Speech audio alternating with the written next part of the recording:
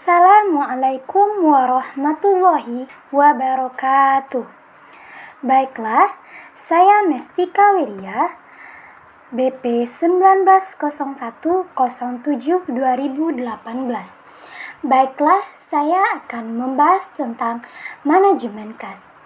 Sebelum kita masuk kepada manajemen kas, apa sih itu kas?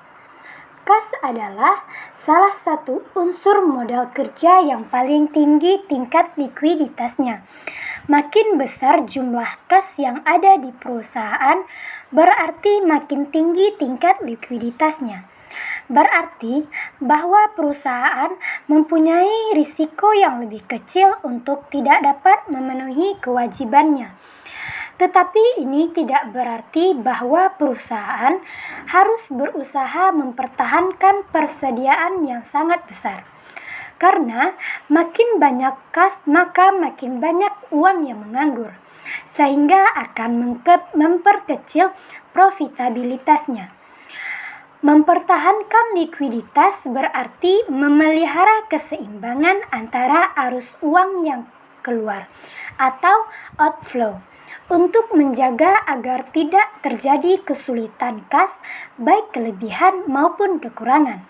Maka sebaiknya perusahaan menetapkan kas minimum atau safety cash. Kas yang diperlukan perusahaan baik digunakan untuk membiayai perusahaan sehari-hari ataupun untuk pembelian aktiva tetap. Memiliki sifat yang kontinu ataupun yang tidak kontinu. Sifat kontinu antara lain adalah untuk pembelian bahan baku, pembayaran gaji dan upah, membayar supplier kantor habis pakai, dan lain-lain. Sifat yang tidak kontinu antara lain adalah untuk pembayaran pajak, dividen, angsuran, dan utang. Ada 3 ruang lingkup manajemen kas. Yang pertama, faktor yang mempengaruhi besar kecilnya minimal kas. Yang kedua, motif untuk memiliki uang kas. 3. Budget kas dan tujuan penyusunannya. Yang pertama, faktor yang mempengaruhi besar kecilnya kas minimal perusahaan. Jumlah kas yang ideal diperlukan perusahaan hingga saat kini belum terstandarisasi. Dan menurut H.G. Goodman bahwa jumlah kas yang ada di perusahaan yang well finance sebaiknya tidak kurang dari 5% hingga 10% dari jumlah aktiva lancar. Jumlah kas dapat pula dihubungkan dengan penjualan. Perbandingan antara sales dengan jumlah kas rata-rata menggambarkan tingkat perputaran kas atau cash turnover. Semakin tingginya turnovernya, maka makin baik, karena berarti semakin efisien penggunaan kasnya. Faktor yang mempengaruhi besar kecilnya kas minimal perusahaan. Yang pertama, perimbangan antara aliran kas masuk mengenai kuantitas maupun timing antara cash inflow dengan cash outflow dalam suatu perusahaan. 2. Penyimpangan terhadap aliran kas yang diperkirakan untuk menjaga likuiditas perusahaan perlu membuat perkiraan atas estimasi mengenai aliran kas di dalam perusahaan. 3. Adanya hubungan yang baik dengan bank-bank. Apabila pimpinan suatu perusahaan telah berhasil dapat membina hubungan yang baik dengan bank, akan mempermudah baginya untuk mendapatkan kredit dalam menghadapi kesukaran finansialnya. Yang kedua, motif untuk memiliki uang kas. Menurut John Maynard Keynes, ada 3 motif untuk memiliki uang kas. Yang pertama, kebutuhan kas untuk transaksi. 2. Kebutuhan kas untuk berjaga-jaga, yaitu mengantisipasi aliran kas masuk atau keluar yang tidak kontinu dan sulit untuk diperkirakan. 3. Kebutuhan kas untuk berspekulasi, yaitu kebutuhan kas untuk memperoleh laba yang lebih besar di luar usaha pokok yang membeli efek. 3. Budget kas. Anggaran merupakan suatu alat untuk perencanaan dan pengawasan operasi. Keuntungan dalam suatu organisasi, laba, di mana tingkat formalitas suatu budget tergantung besar kecilnya organisasi. Menurut Mas'ud dan Gunawan, budget merupakan suatu rencana yang terorganisasi dan menyeluruh dan dinyatakan dalam satuan uang mengenai kegiatan operasi dan penggunaan sumber-sumber daya perusahaan untuk suatu periode tertentu di waktu yang akan datang, yang formal dan sistematis, daripada pelaksanaan tanggung jawab manajemen dalam perencanaan, koordinasi, dan tujuan pengawasan. 4. Tujuan penyusunan anggaran kas. Yang pertama, mengkoordinasi semua faktor produksi yang mengarah pada pencapaian tujuan secara umum. 2. Sebagai alat untuk melakukan estimasi dan penilaian prestasi. 3. Sebagai alat komunikasi semua fungsi dalam perusahaan. Secara umum, tujuannya disusun suatu anggaran adalah agar kebutuhan jangka pendek yang tercantum dalam anggaran dapat terpenuhi. Anggaran akan menurun agar pencapaian tujuan jangka pendek tetap konsisten, sehingga dengan tujuan dan sasaran perusahaan. Usia anggaran pada umumnya 1 tahun, bertujuan agar harus memungkinkan untuk dilakukannya revisi dari waktu ke waktu, karena kondisi ekonomi, peraturan pemerintah, serta faktor-faktor eksternal lainnya. Tujuan utama di dalam penyusunan anggaran kas adalah untuk merencanakan atau menentukan kegiatan operasional perusahaan. Perusahaan sebagai dasar untuk menentukan optimalisasi kas di masa yang akan datang. Budget kas adalah prediksi posisi keuangan untuk periode tertentu di masa mendatang. Dengan budget kas akan diketahui kapan perusahaan akan dalam keadaan defisit maupun surplus karena operasinya. Pada dasarnya, budget kas dibedakan antara dua bagian. Yang pertama, estimasi penerimaan kas yang berasal dari hasil penjualan tunai, piutang yang berkumpul, penerimaan bunga dividen hasil penjualan aktiva tetap, dan penerimaan lainnya. 2. Estimasi pengeluaran kas yang digunakan untuk pembelian bahan mentah, pembayaran utang, pembayaran upah buruh, pengeluaran untuk biaya penjualan, premi asuransi, pembelian aktiva tetap, dan pengeluaran lainnya. Untuk lebih jelas, mari kita masuk kepada contoh soal. PT Dewi Dewa menyusun estimasi penerimaan dan pengeluaran kas selama 6 bulan dalam tahun 2010. Estimasi penerimaan. Yang pertama, hasil penjualan tunai yang diterima setiap bulannya.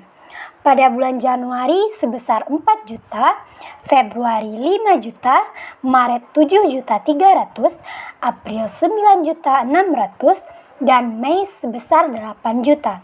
Dan untuk bulan Juni sebesar 9 juta. 2. Untuk piutang yang berkumpul setiap bulannya.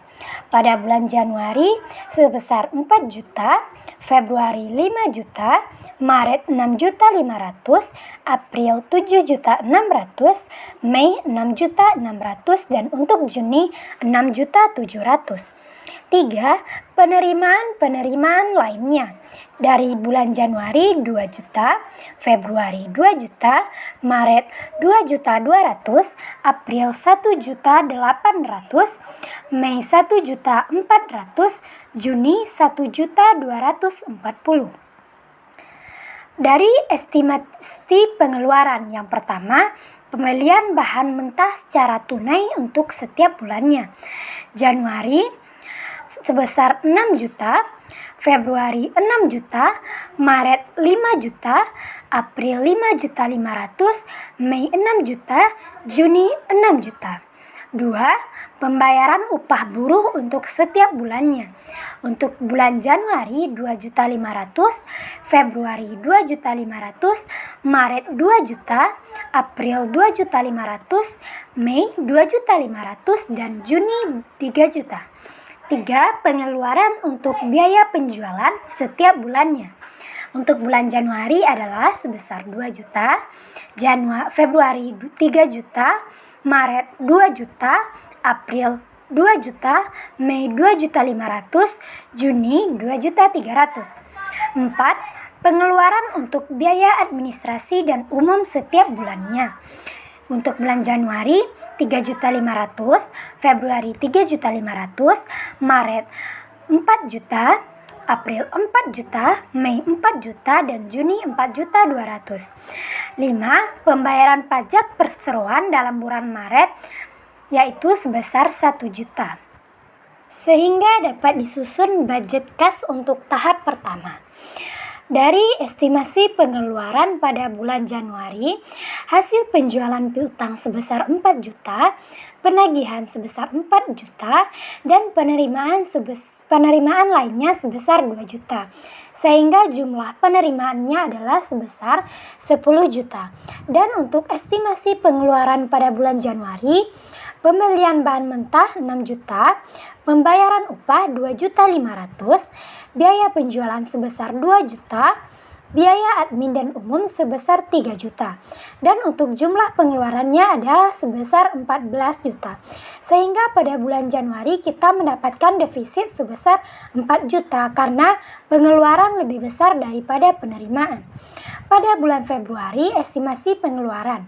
Hasil penjualan piutang sebesar 5 juta, penagihan piutang 5 juta, penerimaan lainnya sebesar 2 juta.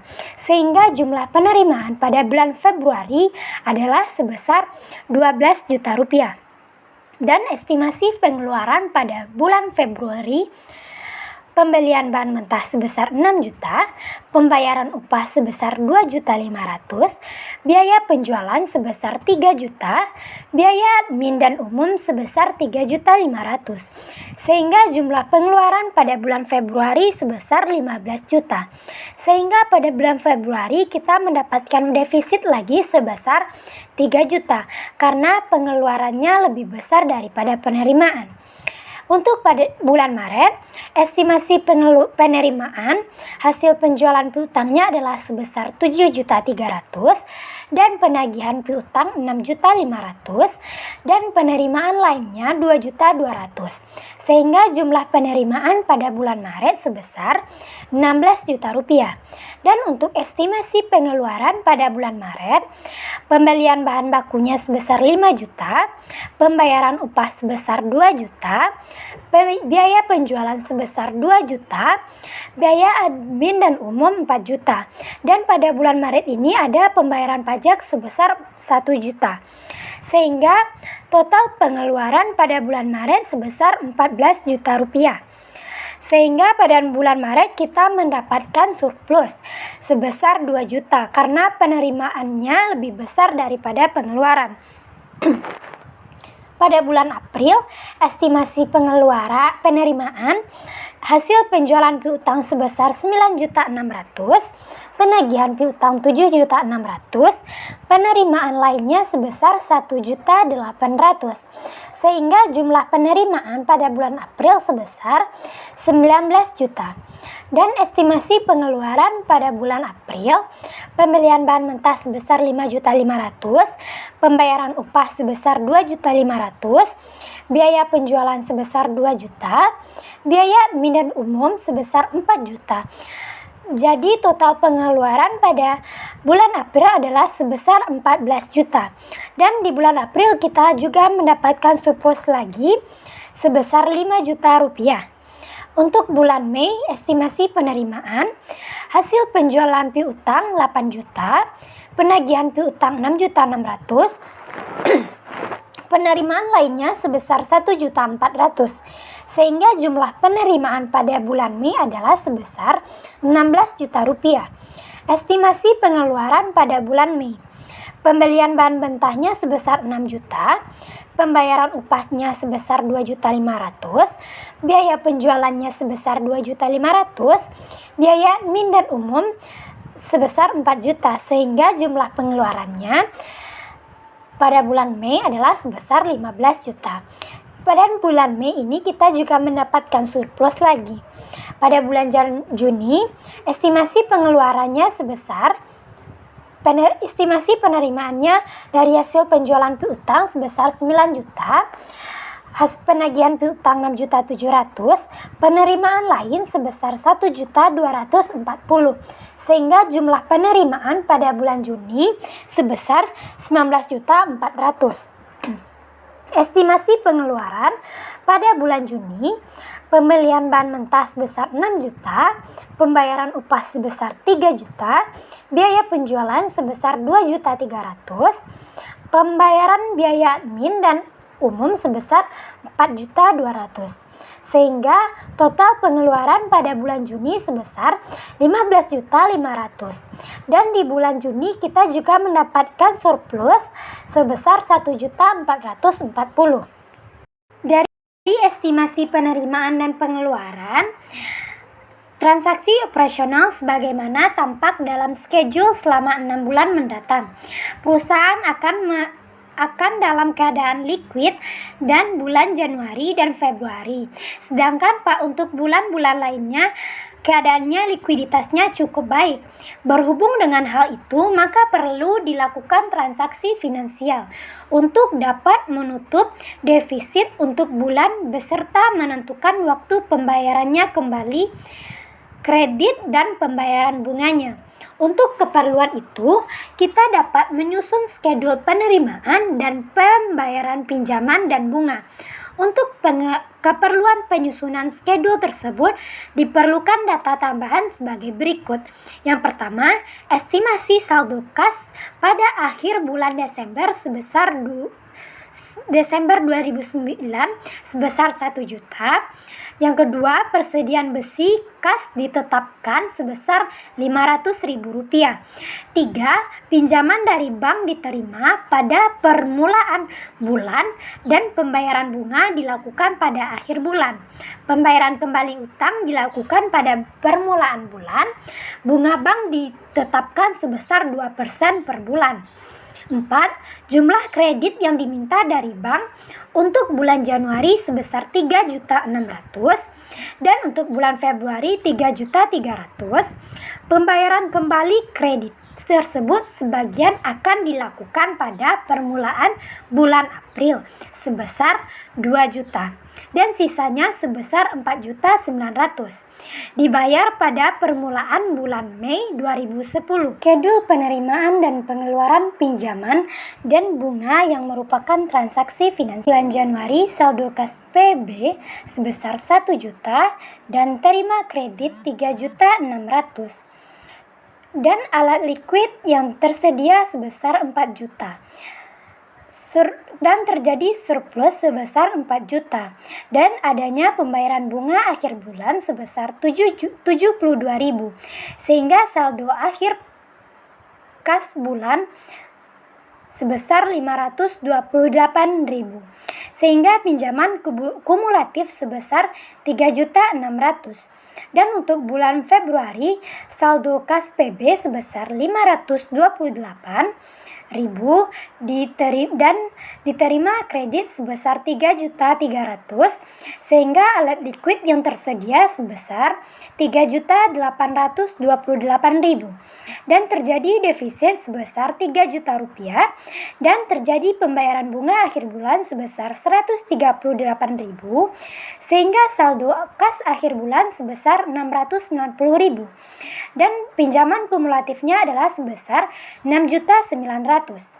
Untuk bulan Maret saldo kas PB sebesar 6.900.000 sehingga alat liquid yang tersedia sebesar 6.900.000 dan terjadi surplus sebesar 2 juta, dan pembayaran bunga akhir bulan sebesar 1.308.000, dan sehingga saldo kas akhir bulan Maret sebesar 2.552.000, sehingga pinjaman kumulatif PB sebesar 6.900.000. Untuk bulan April, saldo kas sebesar 2.552.000, dan ada pembayaran kembali kredit sebesar 2 juta rupiah. Dan sehingga alat likuid yang tersedia pada bulan April adalah sebesar 552.000, dan adanya surplus sebesar 5 juta di bulan April, dan adanya pembayaran bunga akhir bulan sebesar 98.000, sehingga saldo kas akhir bulan April sebesar 5.454.000, sehingga pinjaman kumulatif PB sebesar 4.900.000. Pada bulan Mei, saldo kas PB sebesar 5.454.000, dan adanya membayar kembali kredit sebesar 4.900.000, sehingga alat likuid yang tersedia pada bulan Mei adalah sebesar 554.000, dan adanya surplus pada bulan Mei sebesar 1 juta. Dan saldo kas akhir bulan Mei sebesar 1.554.000. Tidak adanya pinjaman kumulatif pada bulan Mei. Pada bulan Juni, saldo kasnya sebesar 1.554.000, dan alat likuid yang tersedia pada bulan Juni sebesar 1.554.000, dan adanya defisit surplus sebesar 1.440.000, sehingga saldo kas akhir bulan Juni sebesar 2.994.000, sehingga budget kas selama 6 bulan tahun 2010. Pada bulan Juni, saldo kas sebesar 1 juta dari penerimaan yang pertama, hasil penjualan tunai sebesar 4 juta, penagihan piutang 4 juta, penerimaan kredit dari bank 3.600.000, penerimaan lainnya sebesar 2 juta, sehingga jumlah penerimaan 4.600.000. Dan dari pengeluaran, pembelian bahan mentah sebesar 6 juta, pembayaran upah sebesar 2.500.000, biaya penjualan 2 juta, biaya admin dan umum sebesar 3.500.000, sehingga total pengeluaran pada bulan Januari sebesar 14.072.000, sehingga saldo kas akhir bulan Januari sebesar 528.000. Untuk bulan Februari, saldo kas adalah sebesar 528.000. Dan bulan Februari terjadi penerimaan kas sebesar 5 juta dari hasil penjualan tunai, 5 juta dari penagihan piutang, 3.300.000 dari penerimaan kredit dari bank, 2 juta dari penerimaan lainnya, sehingga jumlah penerimaan pada bulan Februari sebesar 15.828.000. Dan pengeluaran pada bulan Februari dari pembelian bahan mentah sebesar 6 juta, pembayaran upah sebesar 2.500.000, biaya penjualan 3 juta, biaya admin dan umum 3.500.000, sehingga jumlah pengeluaran pada bulan Februari adalah 15.138.000, sehingga saldo kas akhir bulan Februari 690.000. Pada bulan Maret, saldo kas sebesar 690.000. Dan penerimaan kas pada bulan Maret, hasil penjualan tunai sebesar 7.300.000, penagihan piutang 6.500.000, penerimaan lainnya sebesar 2.200.000. Sehingga jumlah penerimaan pada bulan Maret sebesar 16.690.000. Pengeluaran pada bulan Maret sebesar 5 juta dari pembelian bahan mentah, 2 juta dari pembayaran upah, biaya penjualan 2 juta, biaya admin dan umum 4 juta, pembayaran pajaknya sebesar 1 juta, sehingga jumlah pengeluaran pada bulan Maret sebesar 14.138.000, sehingga saldo kas akhir bulan Maret sebesar 2.552.000.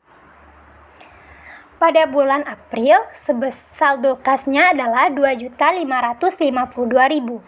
Penerimaan kas dari bulan April, hasil penjualan tunai 9.600.000, penagihan piutang 7.600.000, penerimaan lainnya 1.800.000, sehingga total penerimaan pada bulan April sebesar 21.552.000. Dan dari pengeluaran bulan April, pembelian bahan mentahnya 5.500.000, pembayaran upahnya 2.500.000, biaya penjualan 2 juta, biaya admin dan umum 4 juta.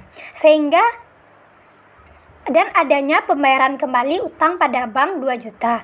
Sehingga jumlah pengeluaran pada bulan April 6.098.000. Sehingga saldo kas akhir bulan April sebesar 5.454.000. Pada bulan Mei, saldo kas sebesar 5.454.000. Dan penerimaan kas pada bulan Mei, hasil penjualan tunai 8 juta, penagihan piutang 6.600.000, penerimaan lainnya 1.400.000, sehingga jumlah penerimaan pada bulan Mei sebesar 21.454.000. Pengeluaran pada bulan Mei sebesar 6 juta dari pembelian bahan mentah, 2.500.000 dari pembayaran upah, 2.500.000 dari biaya penjualan, 4 juta dari biaya admin dan umum, dan adanya pembayaran kembali utang pada bank sebesar 4.900.000. Sehingga jumlah pengeluaran pada bulan Mei adalah 19.900.000. Jadi saldo kas akhir bulan Mei adalah 1.554.000. Pada bulan Juni, saldo kas 1.554.000. Dan penerimaan pada bulan Juni, hasil penjualan 9 juta, penagihan piutang 6.700.000, penerimaan lainnya 1.240.000. Sehingga jumlah penerimaan pada bulan Juni sebesar 18.494.000. Pengeluaran pada bulan Juni, pembelian bahan mentah 6 juta, pembayaran upah 3 juta, biaya penjualan 2.300.000, biaya admin dan umum 4.200.000. Sehingga total pengeluaran pada bulan Juni 15.500.000. Sehingga saldo akhir bulan 2.994.000. Pentingnya manajemen kas. Kas merupakan elemen modal kerja yang paling tinggi kedudukannya dan diperlukan perusahaan untuk operasi perusahaan sehari-hari. Tetapi di lain pihak, kas merupakan elemen modal kerja yang kurang produktif apabila menahannya terlalu besar mengandung resiko. Oleh karena itu, manajemen kas yang efektif sangat diperlukan agar resiko dapat diperkecil tanpa pengorbanan likuiditas. Fungsi utama manajemen kas adalah untuk merencanakan, mencari, dan memanfaatkan kas dengan berbagai cara agar penggunaannya maksimum.